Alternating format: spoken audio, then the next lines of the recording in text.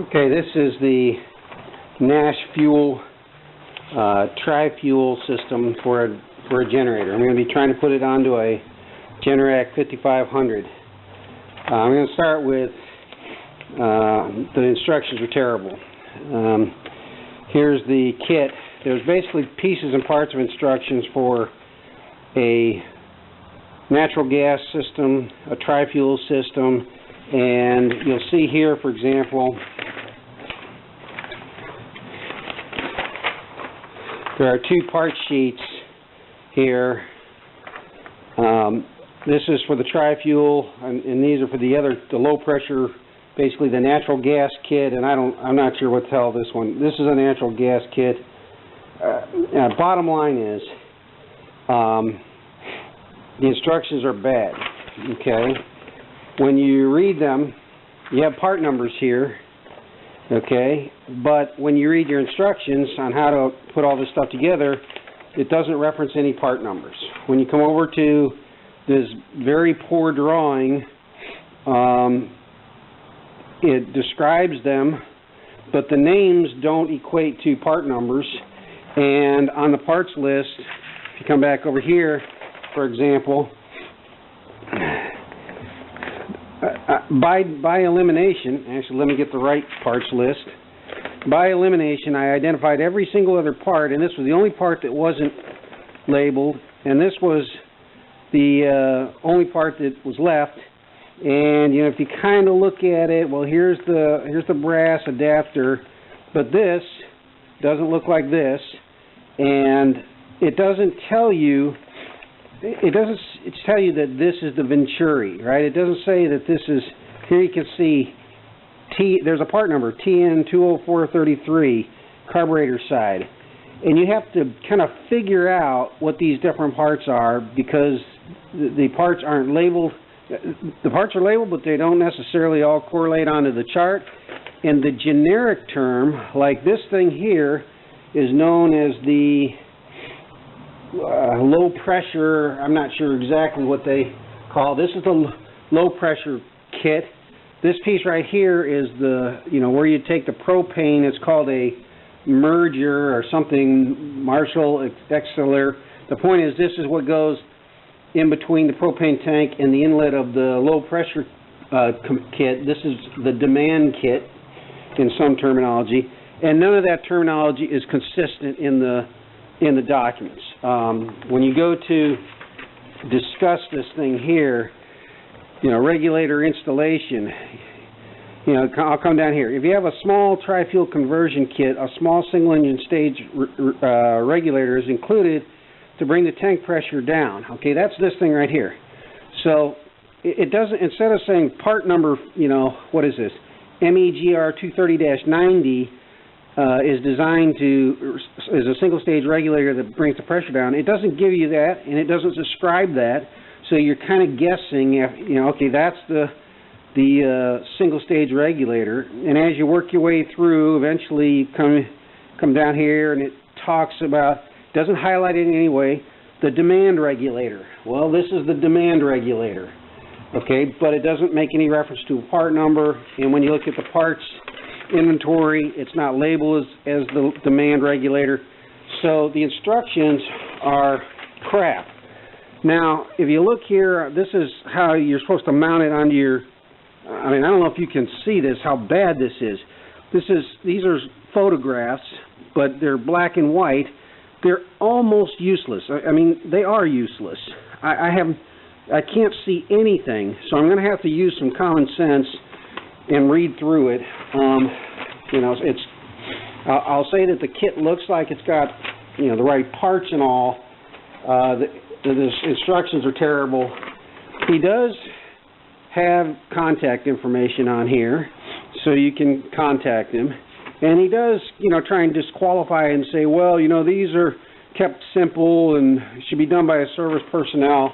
It's like, okay, if you want it done by a service personnel, then don't advertise it for, on Amazon.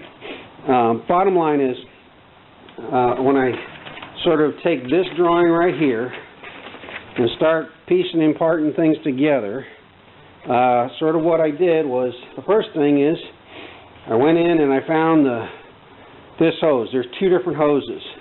This is going to be the hose that goes from the propane tank to the single stage regulator into the to the demand regulator, and then this is the one that goes from the demand regulator out to the generator.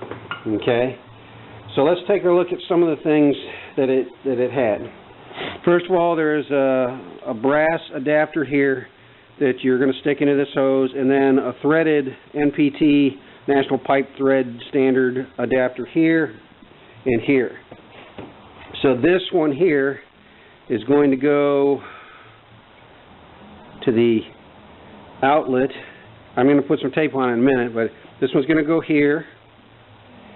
And then this guy right here, we'll talk about this in a minute. This is going to go here. This is what plugs into your propane tank. This one's going to go here. Again, we'll use some tape, pipe tape. Where'd it go? The white, white tape. Here it is. You'll be using normal Teflon tape. That's going to go in here. This guy right here is coming out the top, and this is what ships it over to the generator intake. This will be, when I get there, this is going to be connected, and it's going to be hooked into the in between the air box and the carburetor, and this end of the hose will come over to the demand. So assembling this hose was so far the hardest part. Okay, so in order to get this thing in, that thing's about that long, okay? And if you just try and push it in, it goes in about 1/4 of an inch, maybe 1/2 an inch. But when it came time, I had to come out here. Let me make sure you can see this. I had to come in here and push with all, and just sort of rock it back and forth. And I had to put my 200 pounds behind it. And it took about 5 minutes of just pushing and sort of moving it back and forth, and until it came in. It's not going to be easy, and you don't want it to be easy, because there's going to be, relatively speaking, high pressure propane coming out of your tank in this hose. This is the equivalent of the high pressure hose. Now, there was no bracket, there was no pipe strap, whatever you want to call it, for this. I don't know if there should be. There wasn't in the kit. It's shown on the drawings. I mean, I'm personally going to come in and put at least a light, put one of these guys right here and snug it down. Not too hard. This is brass, but it just doesn't. I don't know. This is the higher pressure hose. It's not excessively high pressure, but it just doesn't really feel right to me. And the drawing does show these hose clamps on the drawing, but they didn't come with the kit. So I had to do that with both ends. I took, here are the two adapters with the nipples that go into the hose, and then this is the adapter that goes to the demand regulator, and this is the one that goes to the high to low pressure regulator from the propane tank into the low. It converts high pressure from the tank into low pressure into the input of the demand, load demand regulator. Now this piece here needs to be connected to two things. It needs to be connected to the adapter that goes to your propane tank, and it needs to go to the hose, so it takes the high pressure from the tank, steps it down, puts it into low pressure. So when it's spring loaded, so be careful, pull it down, you pull this guy off. This is actually kind of hard to get off. I already put Teflon tape on it, and you got to hold this back, and this is designed to flex, right? Because you got to twist it on. So there's I don't know what you call it, a race. It turns around. I'm holding this portion steady, but this portion will turn, right? So when you hold this like this and you start to thread it, this thing will turn. Okay, so you're gonna have to lightly start it, and then you use a wrench to finish the job. So, okay, there it's threaded. So I'm going to turn it into, alright, so it's already turning. I don't know if you can see that or not. See how the brass is turning with it? So here's where I have to introduce a wrench. So this is a 17/16 wrench. I'm going to put that right here, and then I'm going to continue to turn this down.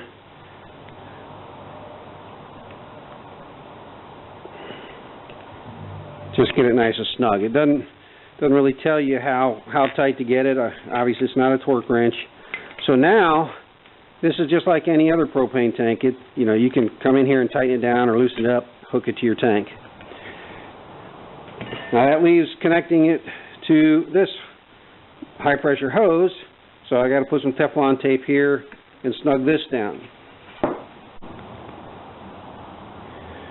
Okay, so I got some Teflon tape on it.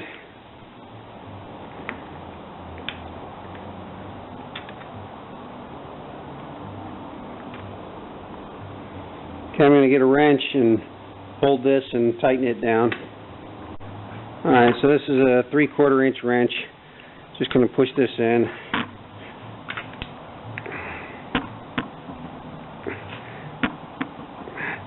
Be careful, this little cap right here, this black cap, is removable. You can see there's a flathead screw adjustment for pressure adjustment here.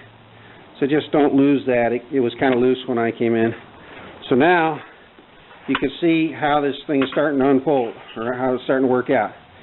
I can come in and stick this onto the propane tank. Okay. And then this is going to come around here. It'll be low pressure going in. This will be coming out. So I'm going to set this up. I'm going to snug this down. And then I'm going to start figuring out where I can mount this on the generator. Now I was able to use a 3/4 inch wrench and just turn it around, and it's very snug, but not. I didn't strip it, obviously.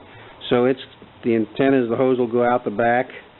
So when I look to mount this, I want this to run out and up to the generator somehow. Okay, I think that's, right now I've just got to sort of figure out where to put it. Okay, so this hose right here,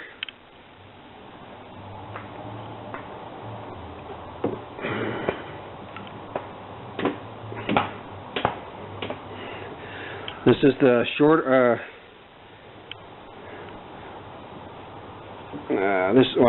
it's the red hose, it's the one that fits.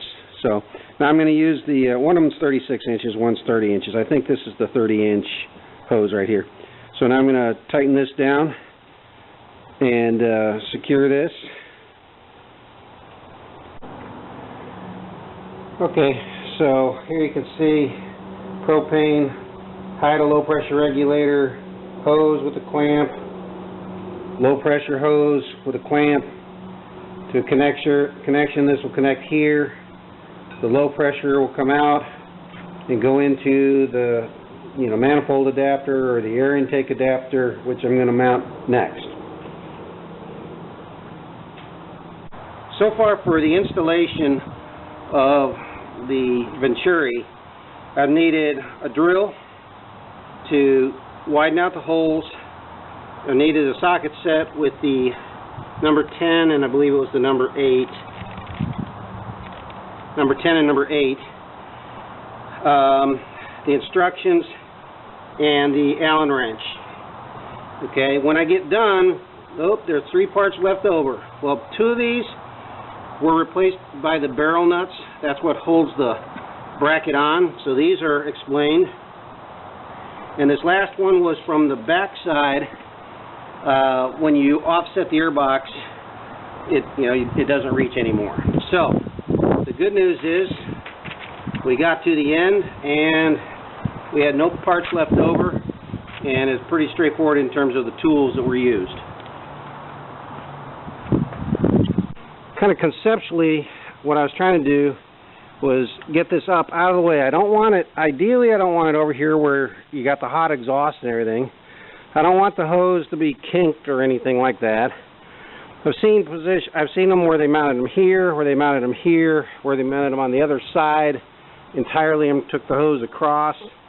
I don't know if this is good, but it's up, it's out of the way. The pull handle is still completely clear. I have complete access here. The hose comes down and can be snugged in. First I put black tape on this to sort of protect the hose, and then zip tied it, and I'm going to cover it with black tape here just for appearances. I'll do that right here so the hose will be nice and snug. It's not, it's not kinked. And so we'll see how that goes. My only real fear is that any of these where they mounted either on the bottom or here, is the vibration going to cause an issue or not? So this may have to be moved at another point.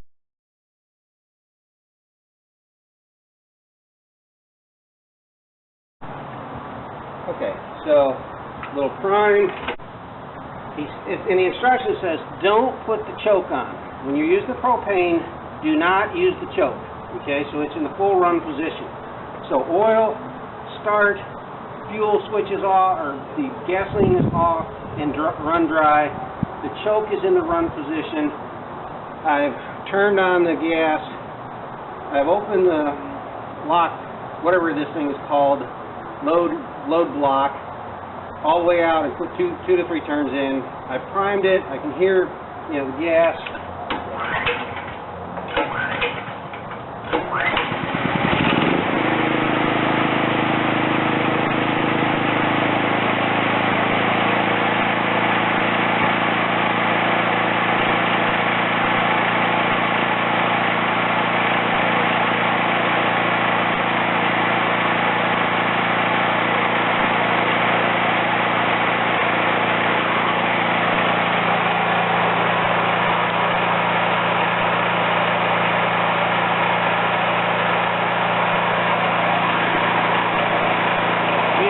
This to get the right air to fuel mixture so that it runs smooth.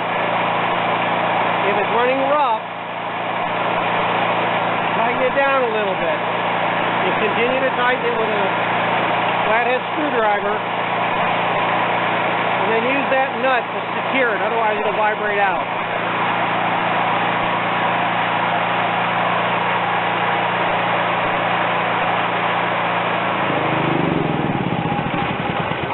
So as with gasoline, I'm going to turn it off at the source and run it dry. So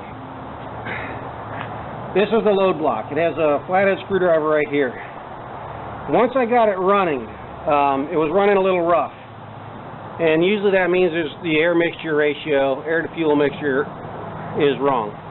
So I just started tightening it down, basically driving the plunger in until it smoothed out.